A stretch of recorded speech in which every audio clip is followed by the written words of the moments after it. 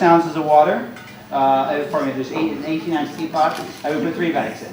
If it's a 24-ounce teapot, I would put 4 bags in. But that's only a rule of thumb. It depends on how many grams of tea are in the tea bag. So it varies a little bit. You have to experiment.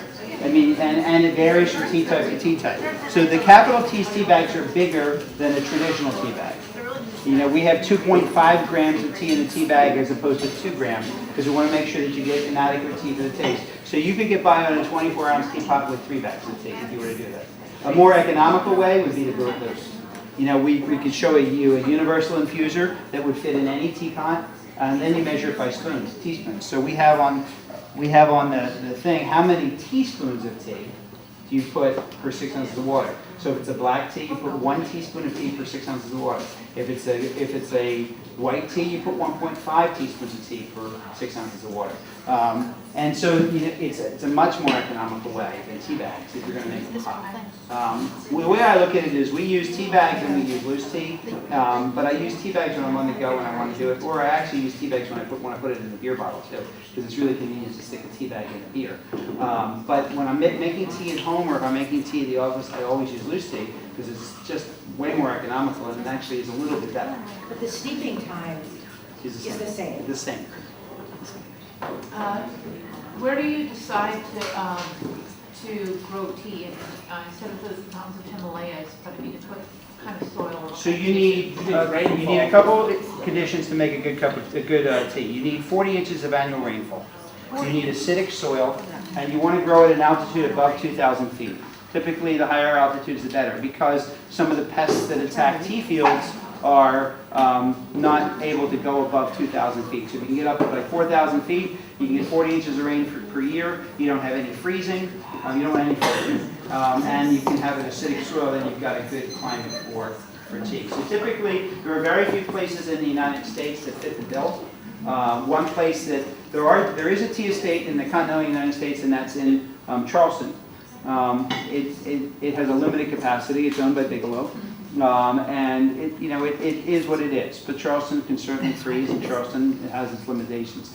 The better place in the United States to grow tea is Hawaii, and they've started, but it's really expensive because of 2 factors. 1, the land is obscenely expensive, and 2, the labor is obscenely expensive. So the tea in Hawaii is, while it's kind of cool, it doesn't fit any kind of market at this point because the quality is not as good as the high-end teas from other parts of the world. And the cost is high. Yes. So you've made your own tea. Which one did you choose of all of these? Well, since you're on this, I chose the Darjeeling. But typically, I am my go-to teas are typically Darjeeling or Oolong. I went to my niece's first communion this weekend. And the party, and since I can't help myself in selling in every environment, when I went to the party afterwards and the guys were gathered around, I had my beer enhancers with me, and I made them all try. In fact, we used Creamer Earl Grey, which we're going to use as the next one. They had Corona, and I made them all try it, and they all universally said it tasted phenomenal. And the other thing too is I tell them, hey, it also caffeinates it a little, so you feel a little bit more euphoric at the same time. You get a little bit of alcohol. And this weekend, of course, was Cinco de Mayo, so we were doing our Mexican mango chili mate. It's an old Aztec tradition of mixing spices and fruit, so it has pineapples, mangoes, strawberries, oranges, and there's actual chili peppers. And mates are the only caffeinated tisane, and we'll talk about tisanes at the end, right? So it's a caffeinated beverage from out of South America. So put that with a tequila, right? And I did it with a Corona. I did both ways. So, we had 2 types of parties going on here. But interesting enough, though, after the shot of the tequila with the mate mix, I think it was the caffeine, though. No, I didn't pass out, but I was immediately alert, and I was alert, and I had been drinking a lot of tea that day as well. So no, I didn't pass out. So I do want to make a comment because I have tried a cup of tea here now from this particular water. Some of these, and we noticed this in some of the classes, and some of them are unfortunately that way, they have been used by Living Social at times for coffee. And so there is a tinge of coffee taste within the water. All the more reason that if at home, I have complete segregation and never use anything that I use for coffee for tea because you just can't get rid of the coffee taste completely. So it will affect the taste a little bit. When we get to our next tea, though, you're going to have a really interesting thing with the Cream Earl Grey Black because the Cream Earl Grey Black is a tea that was designed for bad water. And so you're going to find that, because it was designed to combat, water that might not be the best water, it actually can taste good in any of these waters. And I've kept the sniffing jars of the Cream Earl Greys at the end of the table, so you guys want to go ahead and pass that around. The Cream Earl Grey, interesting enough, it's a unique Earl Grey for us. First of all, black tea is the #1 type of tea consumed in the world. Can anybody identify which country, though, offers the most black tea? Exports. Exports, that's what I said, offer. Used to be, yeah. Used to be. It hasn't been a while from China. England doesn't export tea. America doesn't export tea. I heard Africa, but that's a continent. Yeah, it's a continent. But Africa is the right continent. Kenya, yes. Kenya is now the world's leading exporter of black teas. Now, in the United States, though, you'll find that Earl Grey is the #1 form of black tea consumed, okay? Most Earl Greys, though, are a mixture of Indian tea leaves. Our Earl Grey is a little unique. Not only does it have a special attribute added that gives it the cream leaf effect, we also use a Sri Lankan black tea. Sri Lankans have been well known for ages to have a wonderful quality in color, tone, and complexion and taste in their black teas with a little bit more maltiness than the more astringent Indian teas. So that allows for the maltiness to affect better with the flavors. Most of our flavored black teas in our collection actually use a Ceylon, our Sri Lankan black tea base. Okay? So go ahead and start steeping, which I see you already have, and we're going to do that for the 3 minutes. So, time for another history lesson. Anybody know who Earl Grey was? He was the British exporter of tea. He was a British Earl. So this tea is named after the second Earl Grey. For those that have to leave early, we do have some free tea samples as well on the way out. Please grab them. So this is named after the second Earl Grey, and he was in power about in the 1830s, and he was a big reformer. Back then, if you were in England, the only way you could vote is if you were a rich landowner, and rich male landowner. So what he did is he reformed that so that even if you rented a flat or you didn't own any land, you could vote. It wasn't universal suffrage yet, but it was a big step toward universal suffrage. As a result, the second Earl Grey was popular. And so what happened was he lived in a part of London where the water was terrible. And the water had a lot of lime taste in the water. So one of the tea aficionados brewed this tea for him, and they made this, and back then they didn't put things in tea like they do now. And they used a bergamot, which is an Asian orange, and the rind of it to get an oil, and they put that oil of the bergamot into the tea in order to get that flavor.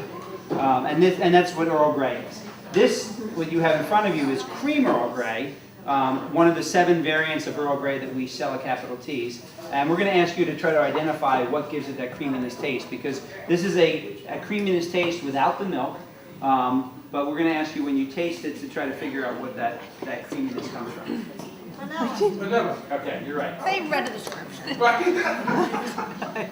So, we think this is a really cool tea. It's one of our absolute best sellers. We did in March for the basketball tournament, with the March Madness, we did tea brackets on our Facebook page. And this Cream Earl Grey, I can tell you, made it to the Final Four. Now, like Peter said, we do have several different varieties of Earl Grey that we sell in our collection. Some classic Earl Grey variants, but they all, in order to be an Earl Grey, they still have to have that bergamot oil added to it. So know that if you're drinking an Earl Grey by any variant, it has some touch of bergamot oil. And I've seen some places where they'll say Earl Grey with bergamot oil. Well, that's a little redundant. If it's Earl Grey, it has the oil. So just know Earl Grey, whether it says bergamot or without, it has bergamot. Okay? So some of the other classic variants There's the Lady Grey, which has a little bit more lemons and limes, so it makes for a great iced tea. There is a lavender Earl Grey. We have a French lavender Earl Grey that has actual lavender petals. Lavender, as well as rose petals, chrysanthemums, and jasmines are some of those flowers that have been for ages used for their health properties, their fragrances, and so you'll see them often in teas as a great relaxing agent. We have a classic blend that's called Royal Wedding, which this type you'll only get from us. It is it's a marriage of a black Earl Grey for the groom, a white tea leaf Earl Grey for the bride, and a bouquet of roses. Isha did blend that wine.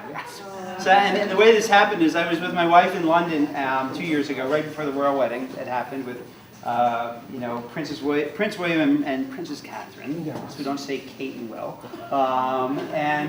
We were there the week before the wedding, and we saw all the euphoria associated with it, and we went to the 20 store on the Strand. And if you want a chance for tea history, there's a store that's been in place for almost 300 years selling tea, and it's really cool to see the 20 store in the Strand. And we went in, and there was a royal wedding blend. And so no sooner did we leave there that I called Iso back at the National Harbor Store and said, Iso, we need... I was asleep. Yes, we need our own royal wedding blend. And here are the things that you might consider trying out. So he did this blend, and we did it initially as a commemorative sort of thing. It became really popular, and today we actually have it on our tea walls as one of our standard selections. And it's very popular for brides to use at their own weddings. So how are you enjoying your Earl Grey? Yep. Do you find it to be a nice twist? Right, it has less actually of the bergamot oil, so allowing more of that vanilla flavor to come out. Okay. And are you enjoying it with your currant scone? Yes. Okay. And if you really don't believe us on the beer, then take your Earl Grey, your cream Earl Grey tea back home and stick it in the beer for 5 to 10 minutes later tonight. Tastes good in like cake. Any beer is fine. We tend to use something lighter. A Stella is great, Corona is great. Any lighter type, a darker beer. Yeah, however, I found I've done the cream Earl Grey with like a Guinness, so the creaminess will come out really well. But like a Blue Moon, a Stella, Coors Light, if you're going something a little lesser, they're good. But, nope, we have a bunch of pairings already done for you online. So if you go on our website, again, use our website as a tool, right? So just type in beer enhancers or Vino Tino, or check out our mixes on our list, okay? On our cocktail list. Do we have app? We are working on an app. We're going to get it to you as soon as we can. I promise you. We have been getting bids on apps for a while, and we're in the final stages with one particular company. Unfortunately, that's something we can't do ourselves. Right. Yes, young lady. We are opening a store in Fairfax County, Virginia, at the Mosaic District. And if you haven't been there, it's a really cool brand new shopping center where there's a Target, and there's a Neiman Marcus basketball. And then the movie theater there is Movie theater, the Angelica. Angelica. So we're opening there in September. Fairfax. Oh, Fairfax, Virginia. Mosaic. Finally, Virginia. It's a really nice shopping center. So, guys, we're going to start on our last tea. And our last tea is going to be an herbal tea. So we want you to start steeping your herbal tea now because it's going to take a little longer for your herbal tea. Okay?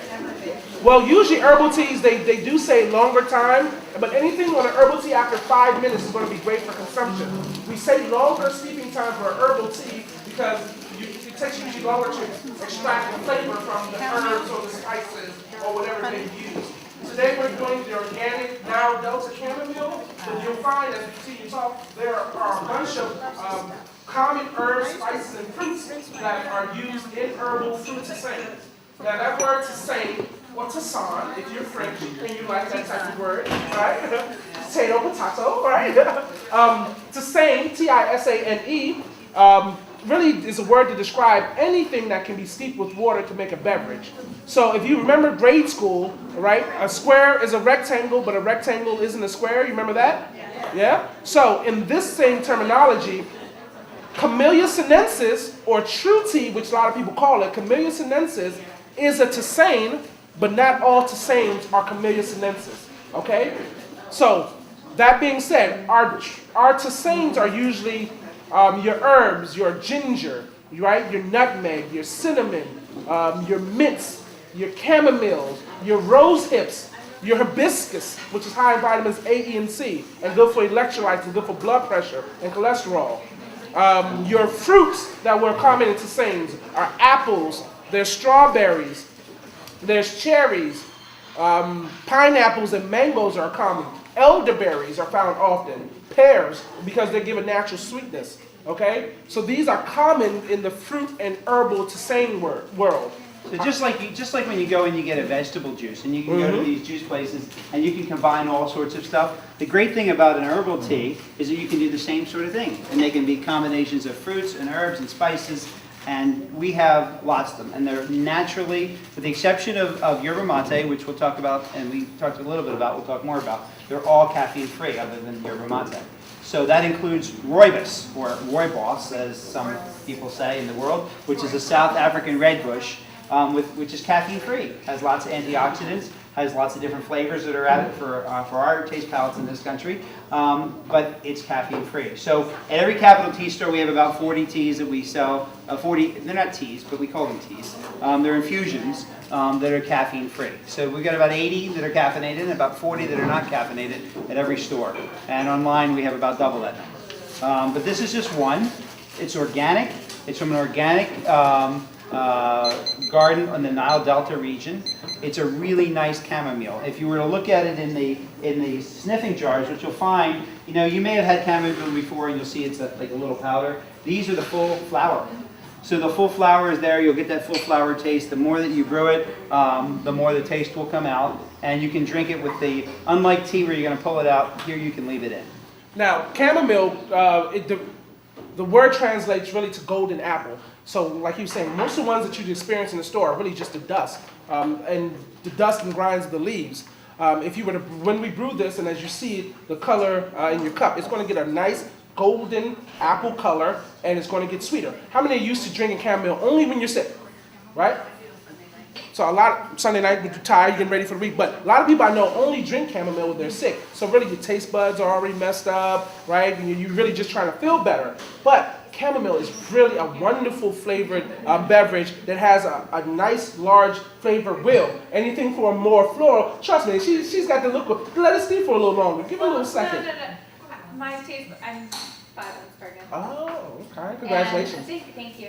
No, but I normally, it was okay, but because my taste buds are so very sensitive, Yeah. I tried to have it when I was having nausea, and Yeah. I was like, oh, take it away! Oh Yeah. my god! It was so intense, because I think if you get a really good chamomile, it can just be like... You can blend it though. Yeah, So you like can blend it. a very common blend, maybe you've heard of Bigelow as a blend of they're called Sleepy Time. And Sleepy Time is nothing more than chamomile and peppermint. So you could take the chamomile and you can put peppermint in. You can put ginger in. For those that are, when you have a little bit of an upset stomach, I find that ginger can be a really nice thing to have. But what's really cool is like, especially when you brew it loose, experiment. Toss it in there. Toss it in there. Just like you're making you're making something at home, you're putting a pinch of that and a dash of that. Well, that's what, we do this too when we come up with custom blends. It is a high degree of experimentation, but it's fun.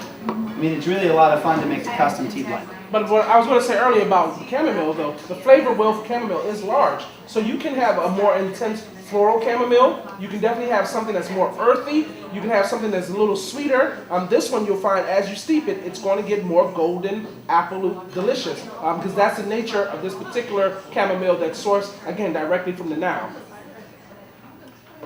So we want to make sure that you can try those chamomiles while they're still brewing and see how they go. And we want to talk about a couple types of tea that we didn't cover tonight, so that you're rounding out your tea knowledge, even though we don't have them here to taste. One of those is white teas, and the other is pu'er. So we have limited time in terms of how much time.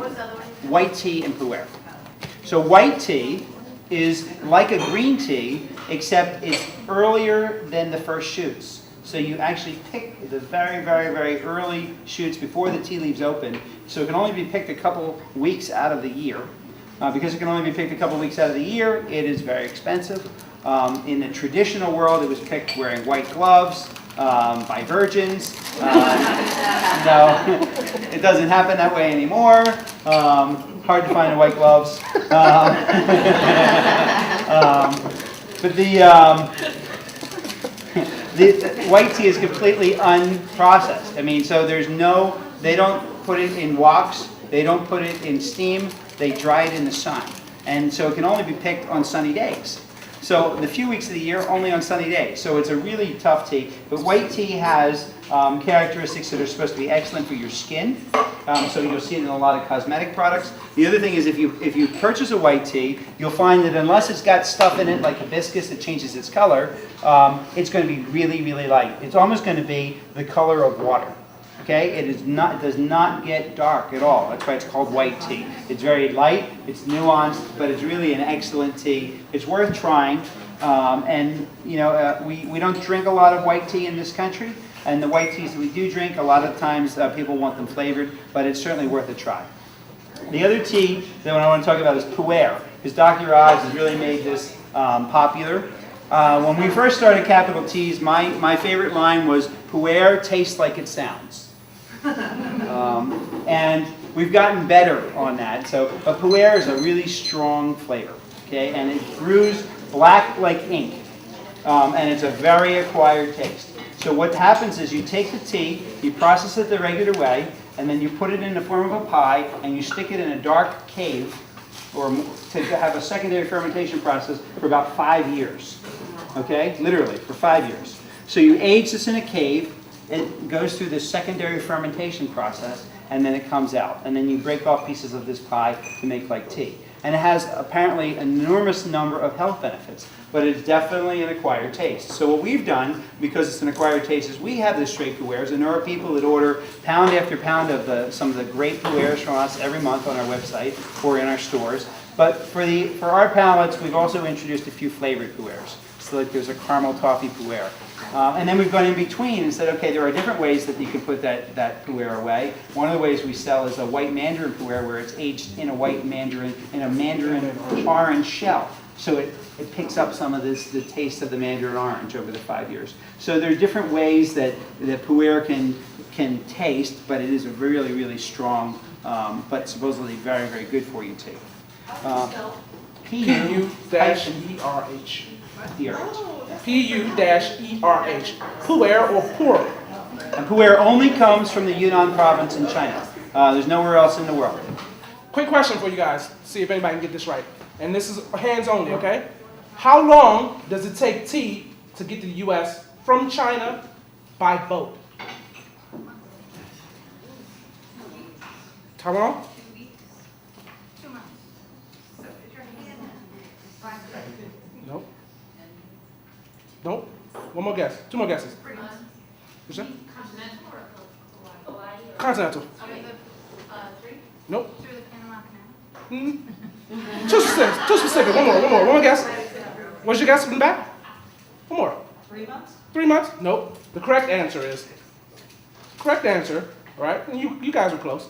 Long time. Sad joke, isn't it? Sorry. I know that ruined the friendship. I'm sorry. All right. Good night, everybody. Thanks for having you. We'll stay up here to answer any more questions you have on tea. We don't want to keep you over. Go ahead and drink your chamomile and enjoy. We have tea samples available for everyone as they leave. And thanks for coming.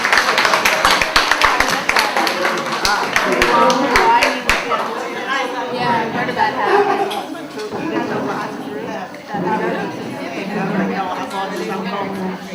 Thank you guys so much for coming out to 918 F Street. So you guys enjoy everything? Yeah. Awesome. Well, we do have a lot of other events going on. We also have cooking classes. We have a cooking with bourbon class. We have Sicilian cooking, Greek cooking. There's an Amish cooking class going on downstairs. So if you smell deliciousness on your way out, it's Amish cooking. We also have a self-defense class. Go to our website, 918fstreet.com or livingchildren.com to see what else we have available. Thank you guys so much for coming out today. Feel free to get some samples on the way out. And you guys can also snap up the stones that we have back there if you want an extra. Have a great evening. I'm not taking a picture, but like, I feel like Thank you.